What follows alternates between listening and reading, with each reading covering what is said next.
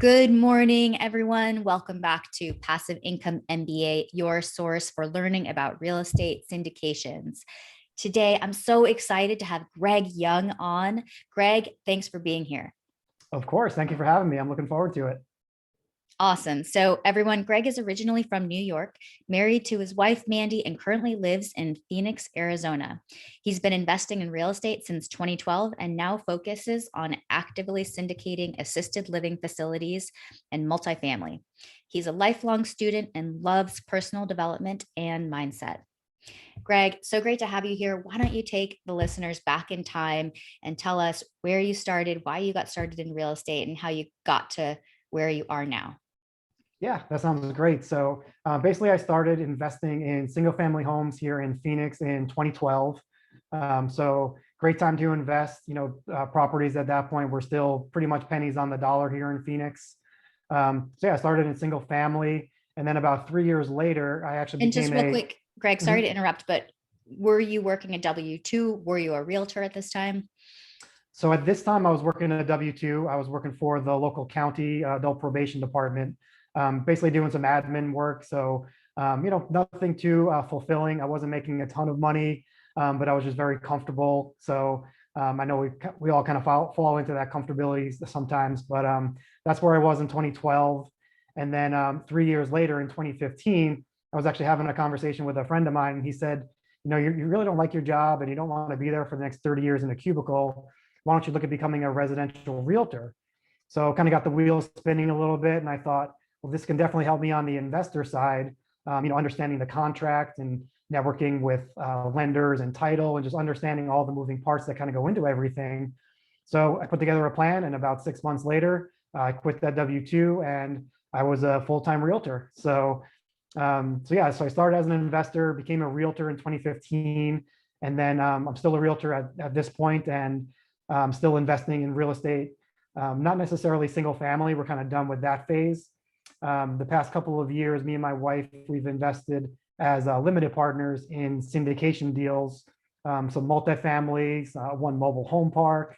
So really just getting our feet wet to really learn and understand the syndication side, what that kind of looks like as a limited partner, paperwork and SEC and all that fun stuff.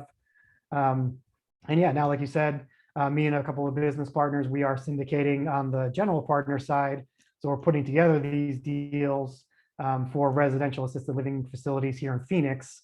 And that's going to be a jumping off board point for me to really get into multifamily as well, to start syndicating some of those kind of deals once the time is right and the right partnerships kind of appear. Awesome. So Greg, tell me a little bit about why you decided you wanted to start being an LP in these syndications, which is a passive investor. Yeah, so at that point we were kind of looking, do we buy more single family, or do we maybe buy a fourplex or an eightplex on our own? But honestly, I was just too busy because I was pretty much doing a lot of this on my own. So I really wanted passive income where it was truly passive. You do a little bit of work up front and vet the operator and make sure the deal is in the right demographics and everything looks good for the deal. But once you sign the dotted line and you wire the money, it truly is passive. So it just gave me back a little bit more time to be a realtor and make that money, so I can put those into those limited partner deals and structures. So for me, it was just a time saver, and yeah, that's exactly why we looked at the LP side. And eventually, sometimes you kind of run out of your own money. So that's why we're looking to get a little bit more active on the general partner side while doing some realtor stuff as well. Yeah, for sure. I really love that you're a realtor who likes to invest in syndications. And I'd love for you to tell the listeners, for any other realtors are out there, what are the benefits of, and I mean, obviously of real estate professional status. Can you touch on that and any other benefits to realtors specifically? Yeah, of course. So like I said earlier, just being a realtor, you do understand the process and kind of who does what and the time frames. Because I think a lot of investors, kind of get mixed up on some of the time frames, and they think, you sign a document today and it gets processed that same day, or not really the case. Title takes some time, lenders take time. But yeah, as a realtor, it really helped me understand that kind of process. And yeah, I love realtors who invest in real estate as well. I know there are a lot of realtors who, just kind of do the transactions and they make their money and then they spend their money, which is totally up to them. But I love realtors that I can really talk to and say, hey, have you heard about syndication? Are you looking at, putting that money to work for you, not necessarily just paying for the next car or vacation? So yeah, it's really interesting when I find realtors that have no idea about how to invest in real estate, even though they're, possibly helping investors buy deals or, either whether it's families and residential or whatnot. But it's fun to educate them and just kind of see why they're not investing in real estate. So it's just a fun conversation to have, and it can kind of go either way with realtors who are investing or have never even thought about investing in syndications with their commission checks. And what kinds of things are you finding when you have those conversations with realtors about why they're not investing? Yeah, it's kind of interesting. It kind of runs across the gamut. I know a few of my realtor buddies here. They're very much into Wall Street and the stock market, which is not anti-real estate. I don't want to say that. I think there's plenty of room to invest in different areas. For me, I'm not a huge Wall Street guy, but yeah, they're just kind of riding the hot market, or they just think it's very easy to get in and out, which I will say that for Wall Street and the stock market, you can, buy Apple today and then sell it tomorrow relatively easy. With real estate, it does take some time to put it back on the market. And so, I understand that point. And sometimes I think realtors, they just want to kind of keep their realtor commissions as one side and then not really think about, okay, now I'm going to put this into another deal and that's going to take another 30 days. So that's another project that I have to manage. So I think for the ease of just putting money into Wall Street or other investments, and not putting it into a real estate deal where they have to babysit that for another 30 or 45 days. I don't want to call it laziness, but maybe they're just, kind of taking the simpler route of the two. Awesome. Can you touch on real estate professional status and if explain it to the listeners, and also how that could benefit realtors as opposed to buying a new car, for example? Right. Yeah. So the real estate professional status, at least the way I understand it with my CPA, is there are certain benefits that I do have because I do carry a license and I do work. There's a certain amount of numbers every year. I think it's like 750, but don't quote me on that. But yeah, if you work more than that number, then it just qualifies you for, I want to say additional savings, but it basically gives you an extra tax break because you are working in the real estate world as a realtor. You do carry that professional license and that status. So it does help you come tax time. So that's one of the benefits that you really do carry, along with the other tax benefits of investing in real estate, as far as expense deductions and depreciation and all those fun things that we do get at the end of the year as investors and or real estate professionals. Yeah, I just thought it was interesting because obviously as small business owners, we're incentivized to invest in expenses so that we don't have to, like a new car, for example, so that we don't necessarily have to pay all of that money in taxes. One of the reasons I love syndications is also have real estate tax professional status, or real estate professional status. And it means that I can count all of my depreciation that I receive, and we receive depreciation when we invest in syndications, against my income from either my rental proper portfolio, and if you're a realtor, against your rental income. So, I mean, obviously check it all out with your CPA, but it's a great way to take advantage of the tax benefits without having to just spend money on, new equipment like a car or something to that effect. Right. Yeah.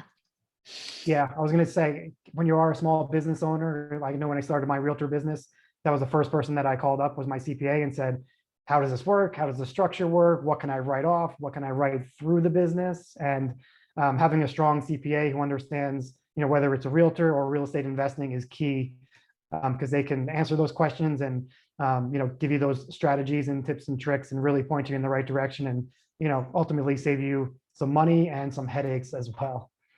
Awesome. So what do you see as your trajectory moving forward, Greg, as far as moving from W-2 to realtor? Of course, you were investing in single family the whole way, and then you started passively investing, and now you're investing in syndications on the GP side. Where do you see your trajectory heading? Yeah, so the way I'm kind of seeing the near future is I still want to do some realtor, transactions, but candidly, I'm not, networking or marketing a lot as a realtor. It's more of friends and family and referrals, and whatever comes my way, I will definitely help people, here in the Phoenix area buy, sell, and invest. But I really do love the real estate investing side a little bit more. So yeah, I want to continue to invest as a limited partner just because it's a great way to build that portfolio. And like we were talking earlier, just have that passive income coming in. And then also on the active side, really, be a part of the general partnership and understand that, how that works a little bit better. But I really want to, jump to the multifamily and maybe do a little RALs as well, the residential assisted living. So kind of balance those two a little bit and yeah, really understand, capital raising and deal flow and even asset management. I know a lot of people when I ask them about asset management, there's not a lot of courses out there for asset management or coaches or stuff like that. So um, it's one of the areas that I realized after a deal closes, it's not just, hey, you celebrate the deal closed. It's now we have to manage this thing and who's going to manage it? Is it being managed properly? So I think that's one area that I really want to wrap my head around and possibly dive into as an asset manager because I feel like there might be a need for that in the syndication and multifamily space. For sure. And so what do you see as the main benefits of moving into the syndication world and away from the realtor world? Yeah, so the main benefits that I see is I just like the networking. It's fun networking with other investors and other people who have, either been there and done that, or other people who are basically maybe at my level or maybe below my level. Who knows? But it's just finding out. It's fun talking to people and finding out their story and what niche they're kind of looking in and why they're looking in that niche. Because obviously in real estate, there's multifamily, single family, mobile homes. There's a million different ways that you can, syndicate these kind of deals.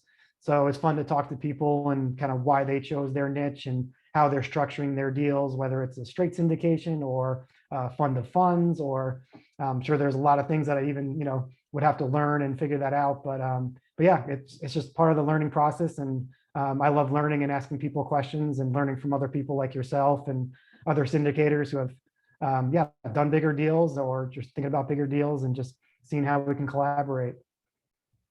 Awesome. So tell me, Greg, what sort of, I know personal development is important to you. What would you say has been super important to your real estate career when it comes to personal development? Yeah, so for personal, I love personal development. It's I've basically been doing it for the past 2 years, really. So I really dove into a lot of the gurus, Jim Rohn, Brian Tracy. The one that really moved the needle for me was Hal Elrod. He has a podcast, the Achieve Your Goals podcast, and he has a series of books based around the miracle morning, which is something that I actually wrote about in my book. But yeah, the miracle morning has literally changed my life. Since the beginning of 2020, I'm down about 40, 50 pounds.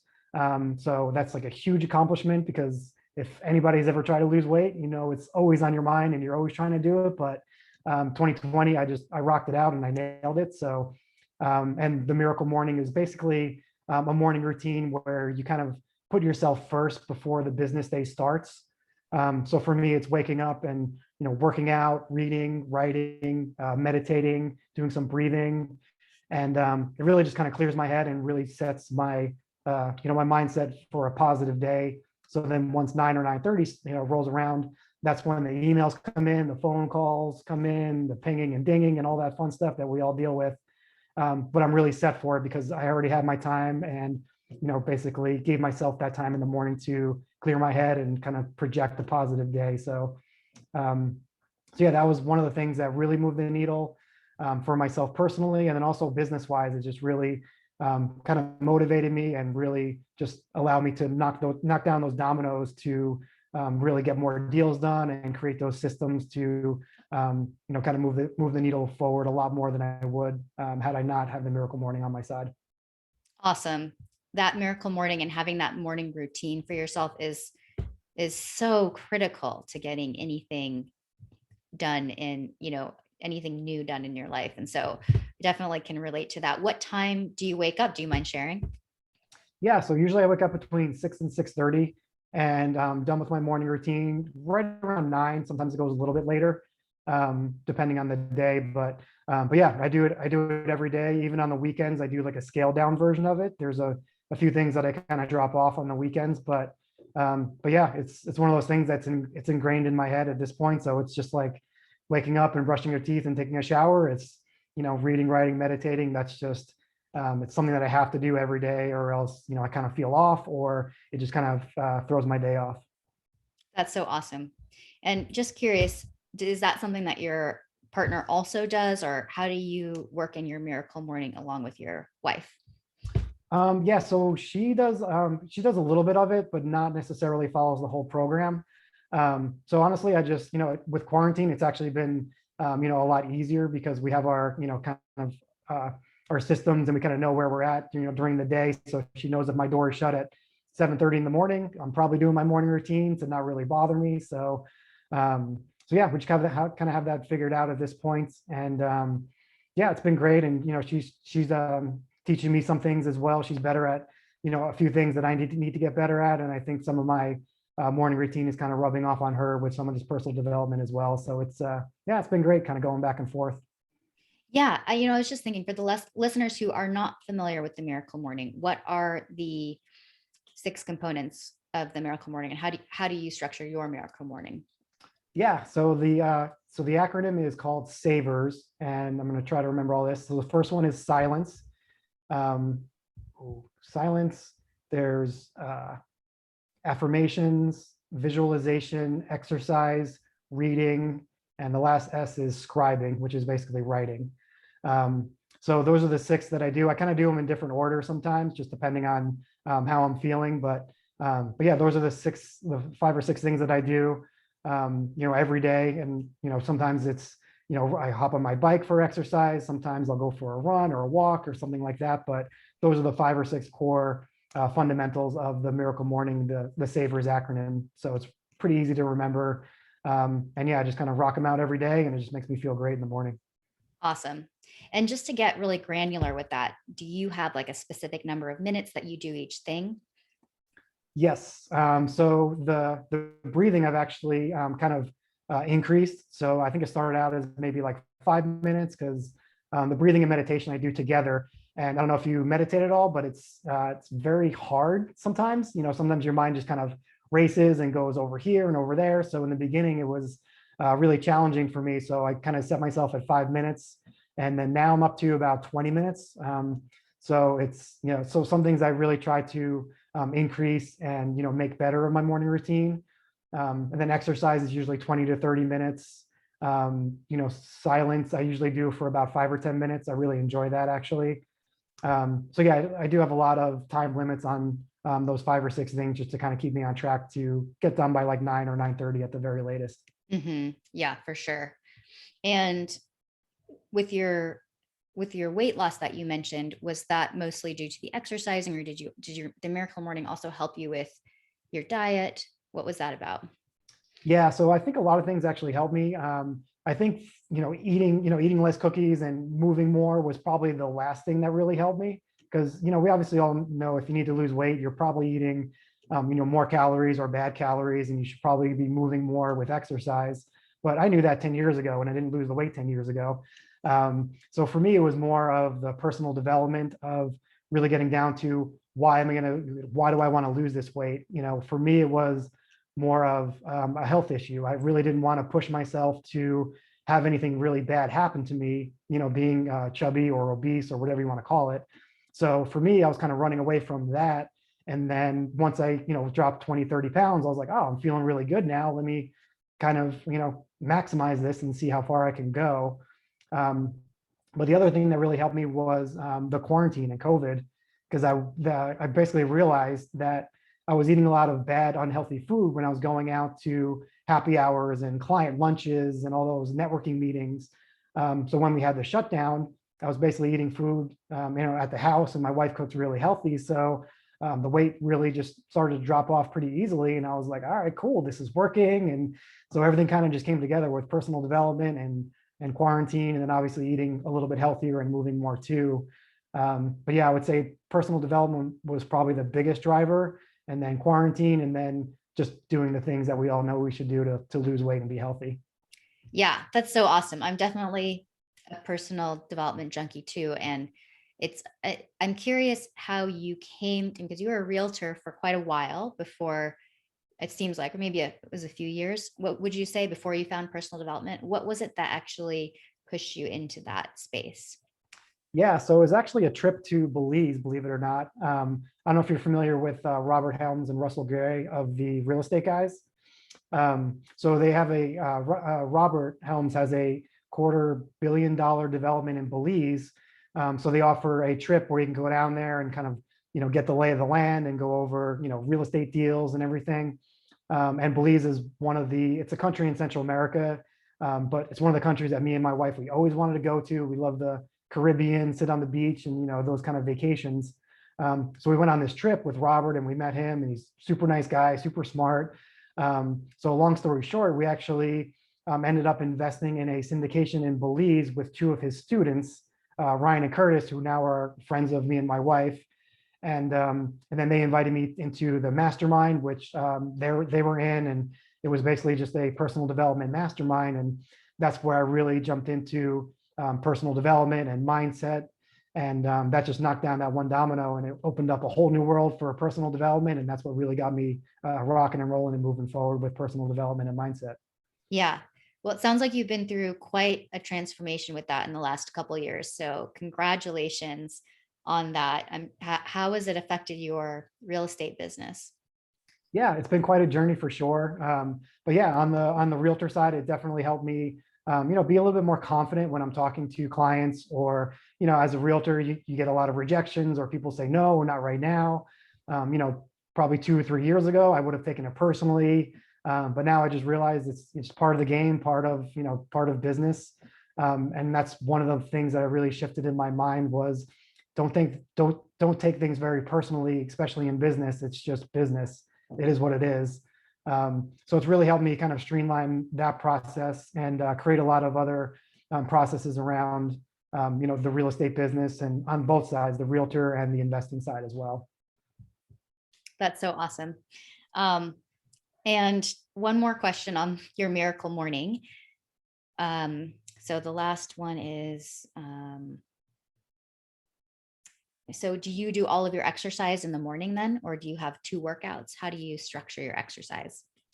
Yeah, so I do everything in the morning, which I was dead set against in the beginning, because usually I was like, oh, I'm going to work out at 3 today because I feel like I have more energy after lunch. But I told myself, you know what? Hal Elrod is doing this. He has a proven system. Let me just try this thing 100%. So now now I'm addicted to the morning workout and the morning routine. I probably could work out in the afternoons, but it's just one of those things where it kind of gives me energy for the day, knowing that I get it done before 9 a.m. So yeah, now I'm a morning workouter, and yeah, I wouldn't have it any other way, honestly. Yeah, I can very much relate to that. I work out in the mornings as well, first thing, and it's part of my routine. And it, I'm just so compelled to do it every morning because I know that it's going to give me energy. And I've just had too many days where if I don't, I've had enough experience where if I don't work out first thing in the morning, then I feel somewhat lethargic and the day just doesn't go right. And so working out in the morning, even though I don't necessarily always feel like it when the alarm goes off, I just know in my bones that if I make myself get up and work out, then I'm going to have more energy and I'm going to have a good day. So it's really powerful, and it takes commitment. And sometimes it takes, you know, just getting to a point where you just need to try something else to sort of kickstart your life or just have better days. So that's really awesome. Greg, thanks so much for coming on. I'd love to shine the spotlight on you. Tell the listeners how they can get a hold of you, anything else that you'd like to share with the audience. Tell us about you. Yeah, no, that sounds great. Yeah, I was going to say, if any of your members of the audience want to get a hold of me, you can either go to my website, which is sevenfigurecapital.com. So it's just all spelled out. Or if they want to email me, it's just Greg, Greg, at sevenfigurecapital.com. And I was going to say, I know we talked about the book briefly, but if your listeners want a copy of my chapter, just send me an email and mention this podcast, and I'll gladly send them over a PDF of my chapter just to get a little bit more story about myself and what I wrote in the book. And then obviously, if they want to order the book, it's on Amazon, and feel free to do that. But yeah, no, this has been great. I had such a blast talking to you, and thank you so much for having me. Yeah, thanks, Greg. And just so that for the listeners who aren't watching video, what's that book called? Yeah, it's called Success Habits of Super Achievers. Awesome. Well, congratulations on being part of that effort. I'm sure it's a super awesome read, and I definitely need to pick up a copy. Anyways, thanks so much, Greg, for coming on, and look forward to seeing you next time. Great. Thanks again. Appreciate it.